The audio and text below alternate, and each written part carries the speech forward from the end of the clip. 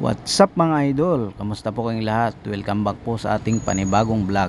Ay po pala mga idol, ang version 3 na pure stainless steel top na dineliver natin dito sa Bulacan. Ito nga pala mga idol ay combination ng blue and red combination. Ang motor po pala mga idol na ating pagsasabitan nito mga idol ay Barako 3. At ang unit na ito mga idol ay dadalhin sa Basco, Batanes. So napakalayo mga idol ng kanyang pagdadalhan. So dito po pinadeliver ng idol natin na nagpagawa sa atin mga idol dito sa Bulacan, dahil siya na po ang bahala magkarga sa barko ng unit na ito mga idol. At dito nga mga idol ay kinarga po natin ang unit na ito dito sa H100.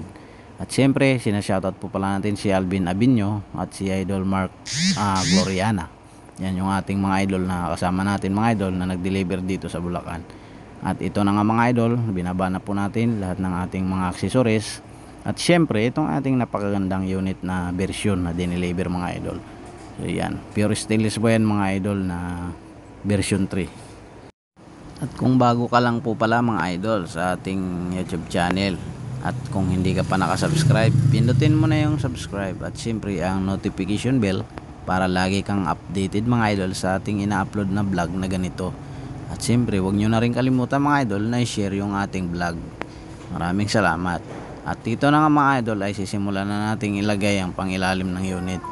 At siyempre habang nilalagay po nila mga idol ay ipapakita mo natin itong mga accessories nating ikakabit. Katulad nitong spandel nating ikakabit sa pangilalim mga idol ng ating unit. At dito ay sinimulan na nga itagilid mga idol ng unit dahil meron tayong wewieldingin sa ilalim. Ayan. Ang sidings nga pala mga idol na ating ginamit dito ay plain sheet at ang kanyang gauge po mga idol ay 0.9 ang kapal. Ayan, at sisimula na nga ang kinabit ni Idol Marco ang pangilalim na kabilang side mga idol. Ayan, at matapos na nga mga idol ay kakabit naman natin yung pinakapangilalim ng unit na pinagkakabitan ng gulong. At ito nga mga idol ang ating spandel. At ayan, baka kasi makakabit pa ng iba kaya kinabit na. At kasunod nga pala natin mga idol ay kinabit na rin ang gulong. May pa-smile pa. Ito nga pala mga idol ang harapan ng ating unit na version 3. At ito naman yung kanyang tagiliran mga idol.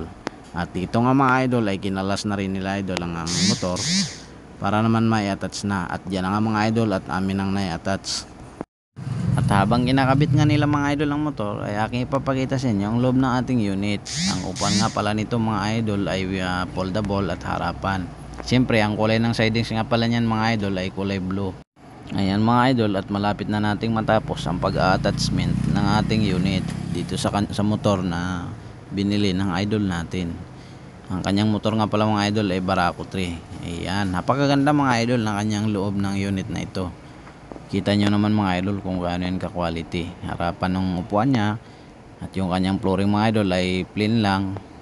Kapag meron kayong mga negosyo katulad ng mga gasol, mga itubigan, grocery, mga bigasan mga idol, pwede nyo ikarga sa unit na ito. Ang mga upuan nga pala niyan mga idol ay detachable. At dito na nga mga idol ay kinakabit na nga nila idol ang ladder ng unit na ito. At dyan na nga at sinusukatan na ni Idol Marco. At habang sinusukatan na nga yun ni Idol Marco ay kinabit na rin mga idol yung ladder dito sa harapan. Baka makabit pa kasi ng iba, mahirap na. At ito na nga mga idol ang kanyang halos finished product. Siyempre meron niyang ladder, carrier. Ayan mga idol kung makikita ninyo. At siyempre nilagyan natin ng paglight.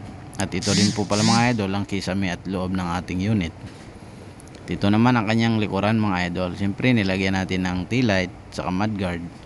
At ito naman sa kanyang harapan ay meron tayong mga accessories katulad ng paglight, bumper, double belt, dalawang antena. At siyempre meron siyang visor. At ito naman sa driver side mga idol ay meron siyang ladder. Ayan, kita nyo naman yan, napaka-astig.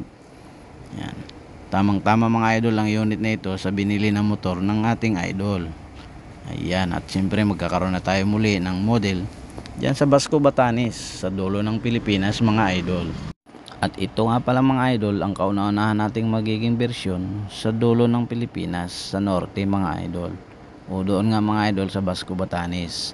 Napakaastig nito mga idol. Siguradong mamamangha ang mga taong nakatira doon sa bersyon na ito dahil bihira lang itong makita at talaga namang kakaiba ang unit na ito mga idol.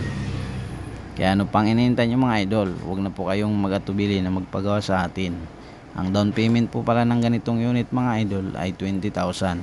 Ang fully paid po ng unit na ito mga idol, kapag katapos na, saka ninyo babayaran ng buo. Ang atin po palang available mga idol na slot ay March 2023. Dahil 10 lang ang kaya namin sa isang buwan mga idol. Ano pang inihintay nyo? Huwag na kayong mag-atubili pa at magdalawang isip. Ito na ang subukan nyong ipagawa sa 5E Welding Shop. Talagang sulit, pang service, pang business, at kung ano-ano pa. Ang pwede nga palang motor na isabit dito mga idol ay Kawasaki 175, Supremo 150, YTX, TMX 125, at kung ano-ano pa mga idol. Kung nagtitipid ka naman, meron din tayong Skygo mga idol. Meron tayong 175, 150cc. Pang iniintay nyo, pumunta na kayo sa 5E Welding Shop, Cabuyao City, Laguna. Maraming salamat po.